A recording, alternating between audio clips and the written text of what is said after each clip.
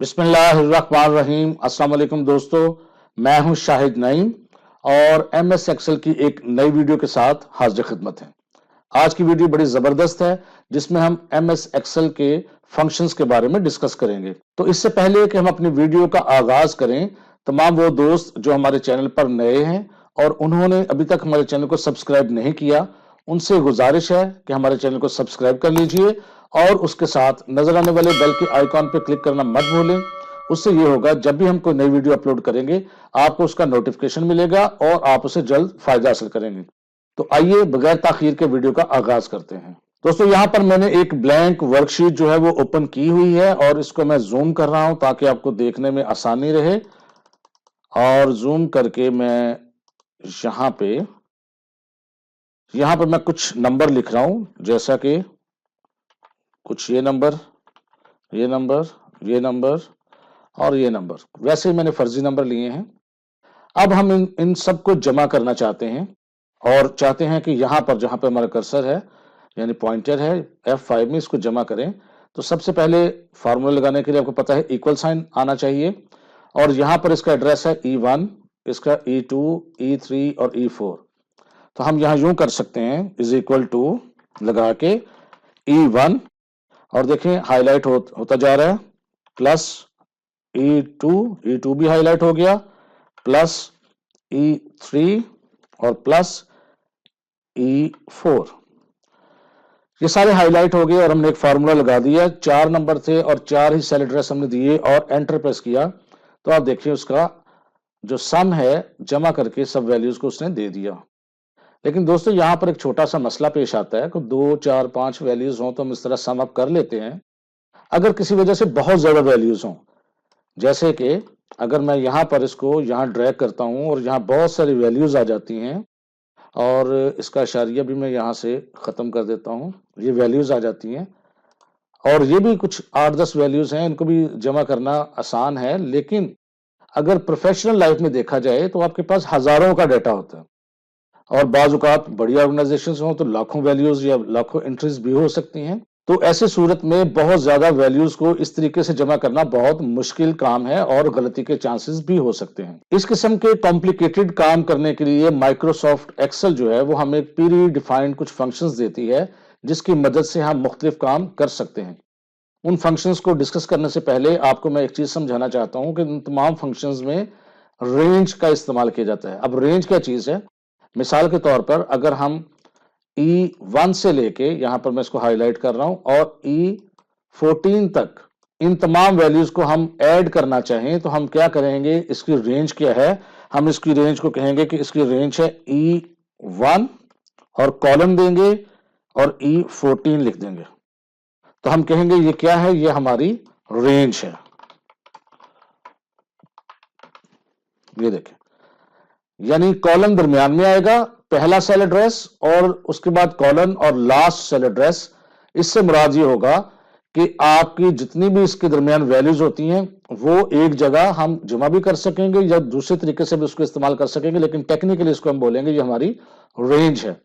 इसी तरह अगर हम यहां लिखते हैं E1 कॉलन E5000, ये लेज और एंटर प्रेस करते हैं तो इसका मुराद ये है कि E1 से लेके E5000 तक जितने भी सेल्स आएंगे वो इस रेंज में शामिल होंगे। तो ये है रेंज। अब रेंज का फायदा क्या है?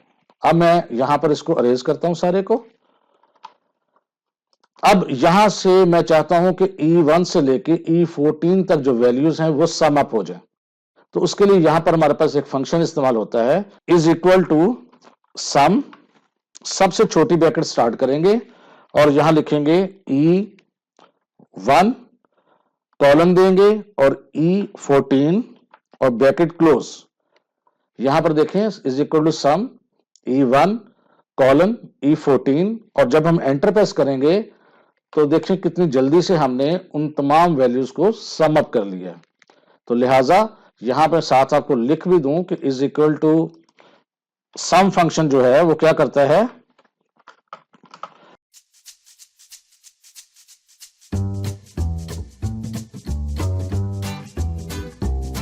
बिल्कुल इसी तरीके से सारे फंक्शन काम करेंगे और इसका सिंटैक्स क्या होगा, सिंटैक्स में लगाने का फार्मूला, सिंटैक्स जो होता है इज इक्वल टू लगाएंगे, आगे लिखेंगे हम सम, छोटी एबीसी में लिख लें या बड़ी में लिख लें, वो आपकी अपनी मर्जी है, और आगे रेंज।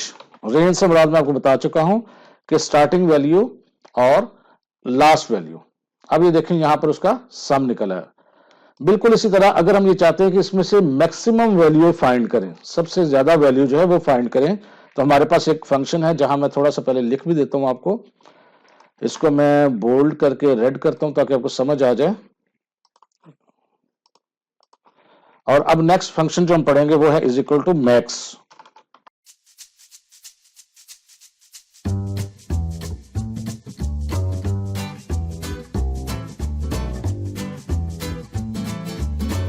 ये फर्क नहीं पड़ता कि आप स्मॉल कैप्स में लिखें या ऑल कैप्स में लिखें।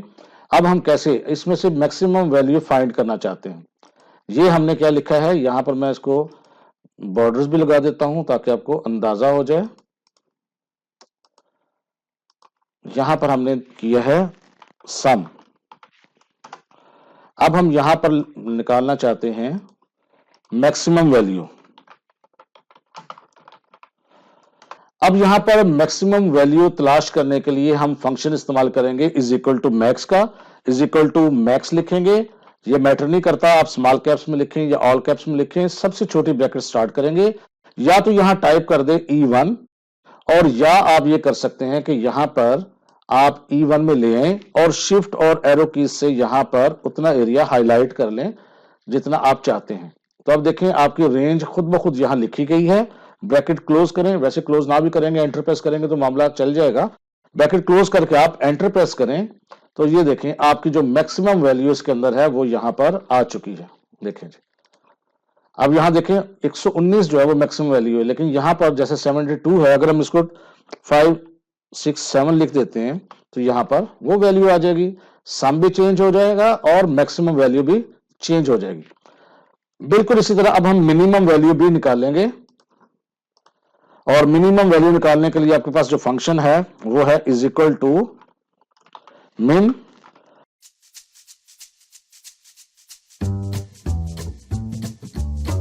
मिन लिखेंगे, आगे रेंज देंगे, तो उस रेंज में से जो मिनिमम वैल्यू निकाल के आपके सामने ले आएगा। यहां इज इक्वल टू मिन लिखेंगे, ब्रैकेट स्टार्ट करेंगे, E1 कॉलन और E14 और एंटर। वो देखें जो मिनिमम वैल्यू थी वो आपको निकाल के उसने दे दी है। अब ये E14 लिखी, अगर इसमें 10,000 वैल्यूज भी होती तो हमें सिर्फ रेंज चेंज करनी थी, तो उसने खुद ब खुद मिनिमम और मैक्सिमम वैल्यू निकाल देनी थी। अक्सर हमें ऑफिस में या बैंक्स में या जहां भी कंप्यूटर से काम करते हैं हम वहां मिनिमम वैल्यू या मैक्सिमम वैल्यू निकालने की जरूरत पड़ जाती है, तो इस तरह के तरीके से हम मिनिमम और मैक्सिमम वैल्यू निकाल सकते हैं। एक हमारे पास और है जी, बाजू का हमें एवरेज निकालनी पड़ती है। एवरेज भी कंप्यूटर खुद निकालता है, सिर्फ आपको फंक्शन देना है। ये क्या करता है,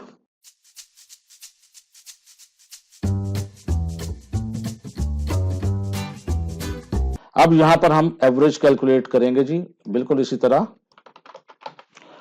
और एवरेज कैलकुलेट करने के लिए is equal to average, average पूरा लिखना पड़ेगा और आगे रेंज यानी E1 कॉलन E14 और ब्रैकेट क्लोज और उसके बाद एंटर। तो ये देखें आपके पास यहां पर एवरेज वैल्यू निकल आई है।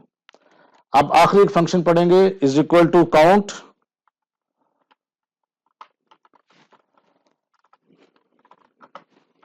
ये फंक्शन क्या करता है जी, ये आपके नॉन ब्लैंक सेल्स को काउंट करता है।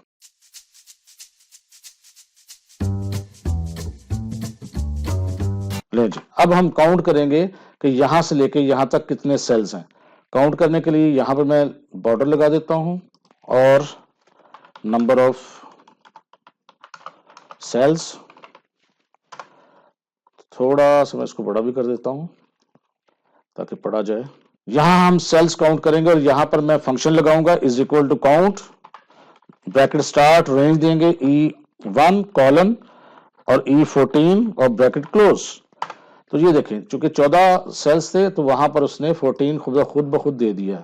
ये देखें जी, अब अगर इनमें से कोई भी वैल्यू हम अरेज करते हैं, लेट्स सपोज हम अरेज करते हैं 56 और इसको मैं डिलीट प्रेस करता हूं, आप देखें सम में भी फर्क आ जाएगा और यहां पर एवरेज में भी आ जाएगा और नंबर ऑफ सेल्स में भी कमी आ जाएगी। ये देखें मैं अरेज करता हूं, ये देखें नंबर ऑफ सेल्स 13, क्योंकि 13 भरे हुए हैं, एक खाली है। सम भी चेंज हो गया।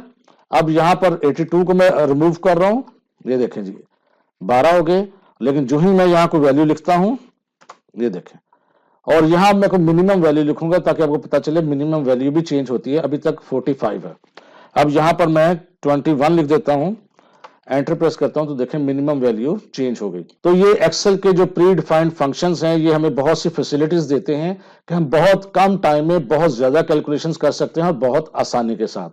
यही जो फार्मूलाज हैं ये हम कहीं और से भी ले सकते हैं। वो कैसे? अब मैं यहां पर एक और शीट लेता हूं ताकि आपको अंदाजा हो जाए कि हम ये चीजें और कैसे कर सकते हैं, और इसको मैं करता हूं बड़ा, और यहां मैं कोई भी रैंडम नंबर जो है वो मैं लिख देता हूं, ये जी। अब यहां मैं इनका सम करना चाहता हूं, तो इसका एक आसान तरीका ये है, अगर आप अपना रिबन देखें तो यहां पर होम पर रहते हुए रिबन को देखना है, तो यहां पर एक आपको नजर आएगा ऑटो सम। इस पर आपने एक दफा क्लिक करना है, तो उससे क्या होगा, जो ऊपर रेंज बनी होगी कंप्यूटर खुद ब खुद वो जो फंक्शन है वो अप्लाई कर देगा, इज इक्वल टू सम भी खुद लिख देगा और रेंज भी खुद सेलेक्ट कर देगा। आपको सिर्फ एंटर प्रेस करना है, ये आपका सम आ जाएगा। इसको मैं अरेज कर रहा हूं। बिल्कुल इसी तरह अगर आप मिनिमम या मैक्सिमम फाइंड करना चाहें वो भी कर सकते हैं। ऑटो सम के साथ एक छोटी सी एरो की नजर आ रही होगी आपको, आपने इस एरो पे क्लिक करना है और नीचे देखें एवरेज लिखा हुआ है, आप एवरेज पे क्लिक कर दें तो देखिए फंक्शन जो है वो खुद ब खुद लिखा गया और रेंज भी आ गई, आपको सिर्फ एंटर प्रेस करना है तो ये एवरेज आ गई। बिल्कुल इसी तरह आप यहीं से काउंट नंबर, वो भी आ गया, एंटर प्रेस करें, नंबर काउंट हो जाएंगे क्योंकि यहां से यहां तक 9 है तो 9 आ चुके हैं। इसी तरह मैक्सिमम वैल्यू फाइंड करना चाहते हैं तो यहां पर मैक्स का फंक्शन, देखिए फंक्शन खुद ब खुद लिखा गया, सिर्फ रेंज आपको देनी है, वो भी खुद उसने लिखी, आपको एंटर प्रेस करना है तो ये मैक्सिमम नंबर है। अगर मिनिमम तलाश करना है, इसको मैं रिमूव करता हूं, तो यहां पर आप मिन पे क्लिक कर दें तो यहां पर ये देखें मिनिमम फंक्शन भी आ गया। तो इस तरह आप जो है वो फंक्शंस अप्लाई कर सकते हैं। यहां एक्सेल में बेशुमार फंक्शंस हैं जिनके जरिए हम बहुत से काम कर सकते हैं। ये तो बिल्कुल बुनियादी से फंक्शन थे जो हमने यूज किए। अगर आप देखना चाहते हो कि एक्सेल में और कौन कौन से फंक्शंस हैं और उनसे हम क्या काम ले सकते हैं, तो आप ऑटो सम के अंदर मजीद एक ऑप्शन है मोर फंक्शंस का, इस पर अगर एक दफा क्लिक कर दें तो आपके सामने एक विंडो आ जाएगी जहां बेशुमार फंक्शंस होंगे। यहां पर देखें नीचे तक, आप किसी भी फंक्शन पे क्लिक करेंगे तो यहां उसका नीचे तरीकाकार भी लिखा हुआ नजर आ जाएगा कि आपने उसको इस्तेमाल कैसे करना है और उसका काम क्या है। यही काम आप यहां से भी कर सकते हैं। आपको यहां पर जाना है मेन्यूज में से फार्मूला पे, और फार्मूला में सबसे पहले जब आपका रिबन चेंज हो जाए तो सबसे पहला ऑप्शन है इंसर्ट फंक्शन, इस पर क्लिक करेंगे तो ये देखें आपके सामने वही वाली विंडो आ जाएगी जिसमें आप फंक्शंस इस्तेमाल करके कुछ नई नई चीजें कर सकते हैं। हम मजीद फंक्शंस भी पढ़ेंगे लेकिन आज की वीडियो ज्यादा लंबी हो गई है, इसलिए इसको यहीं पर रोकते हैं।